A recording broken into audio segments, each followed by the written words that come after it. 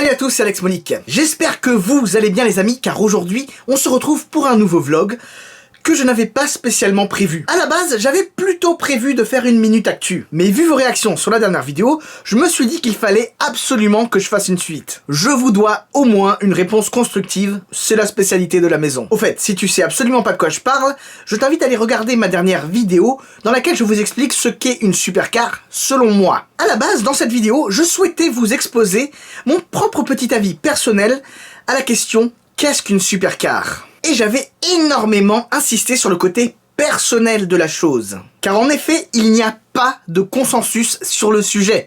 Vos nombreux commentaires le prouvent. Cependant, au fur et à mesure des commentaires, une tendance s'est quand même dégagée. En gros, vous étiez très nombreux à trouver que ma définition de la supercar correspondait in fine à votre définition de la hypercar. Donc en gros, quand vous me dites de ne pas confondre hypercar et supercar, c'est carrément passer à côté du sujet et ne pas avoir remarqué que chacun a sa propre appréciation de la chose. Mais du coup, c'est quoi une hypercar pour moi? Quelles sont les différences entre une supercar et une hypercar? Allez, vidéo bonus, on reparle de tout ça, c'est parti!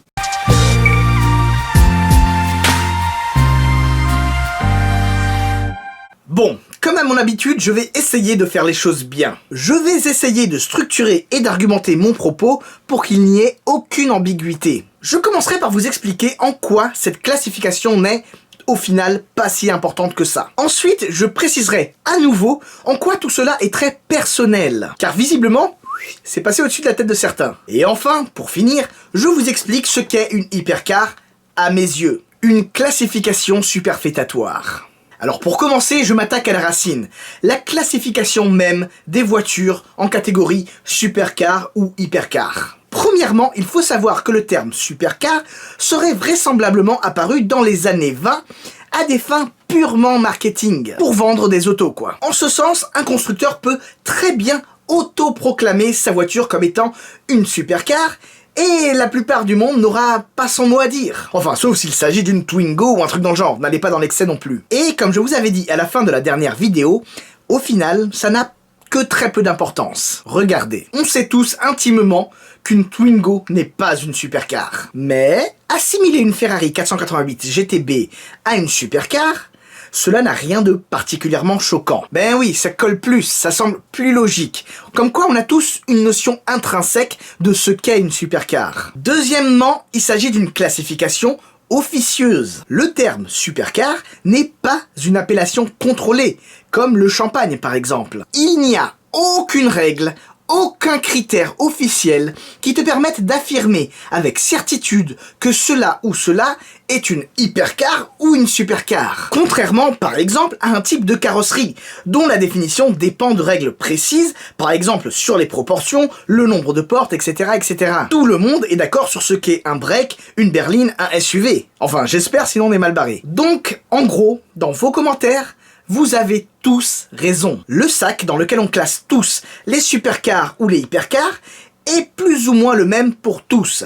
Il est juste plus ou moins large selon les convictions personnelles de chacun. Donc vous le voyez, cette classification est avant tout le fruit d'une réflexion personnelle. Il n'y a aucune unanimité sur le sujet. Encore une fois, regardez les commentaires, vous le verrez bien. Si ce n'est qu'on parle tous plus ou moins de la même chose. C'est une classification personnel. Pour ceux qui me disent que mon analyse est quand même vachement subjective, merci Captain Obvious, c'est pas faute de l'avoir martelé 15 fois tout au long de la vidéo. Allez, encore une fois, c'est mon avis personnel. Il n'engage que moi, personne d'autre. Enfin, ce n'est pas moi qui décide ce qu'est une supercar. Je n'ai pas ce pouvoir, personne ne l'a d'ailleurs. Ce n'est pas moi qui détiens la vérité absolue.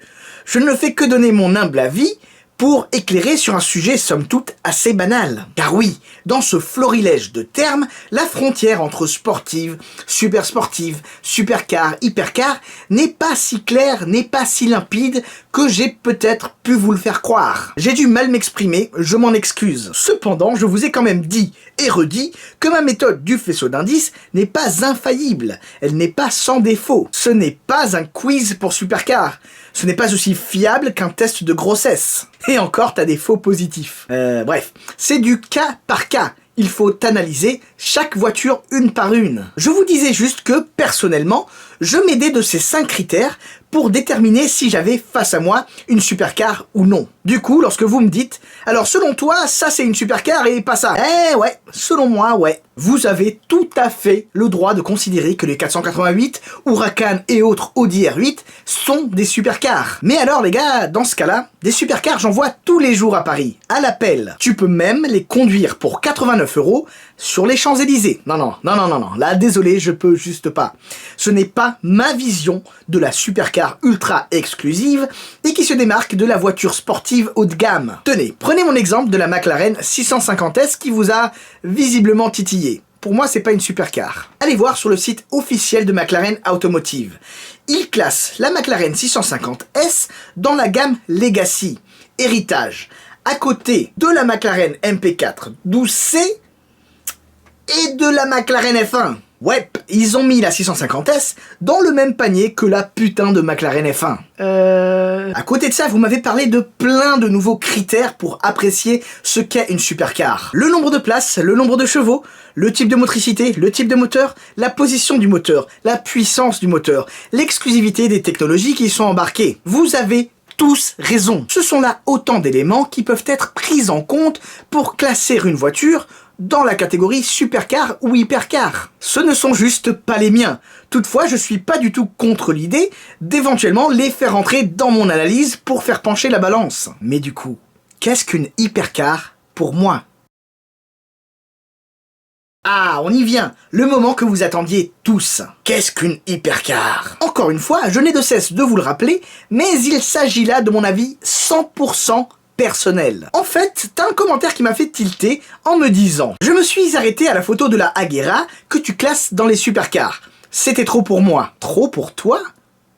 Excessif quand même, non ? Et c'est là que je me suis rendu compte de la petite confusion. En effet, j'ai utilisé des photos de voitures que je considère comme des hypercars pour illustrer mon propos sur les supercars. Le truc, c'est que une hypercar, c'est forcément une supercar. En revanche, une supercar, ce n'est pas forcément une hypercar.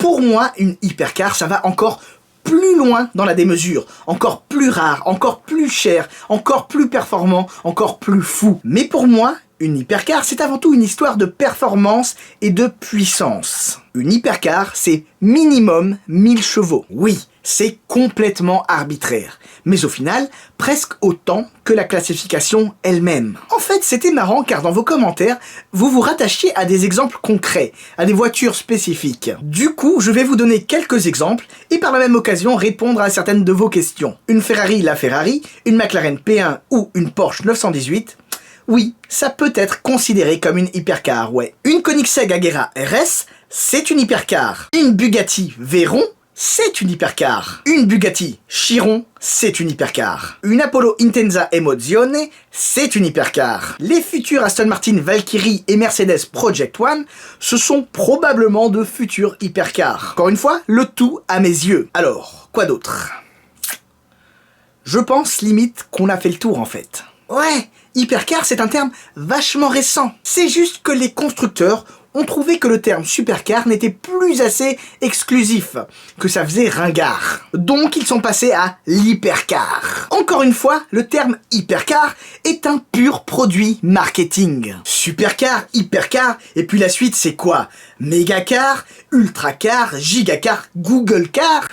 Pour le coup ça existe la Google car, mais c'est pas tout à fait dans le sujet. Au final, je pense très sincèrement qu'il ne s'agit que d'un préfixe, et qu'il n'y a pas de quoi en faire tout un fromage. Si tu compares un supermarché à un hypermarché, à part la surface, rien ne change. On y vend les mêmes produits, et pour la même finalité.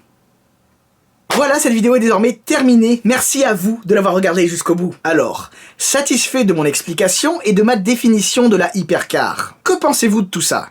Était-ce convaincant ou non ? En tout état de cause, j'espère sincèrement que cela vous aura plu et diverti.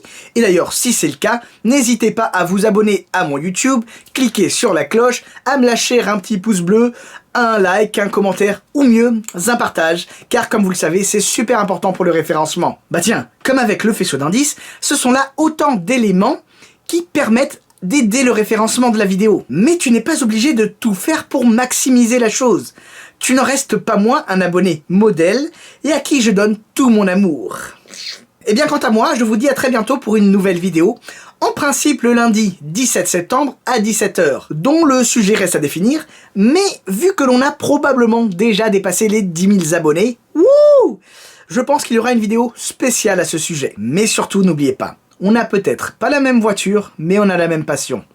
Sur ce, je vous dis à très bientôt. Ciao, ciao.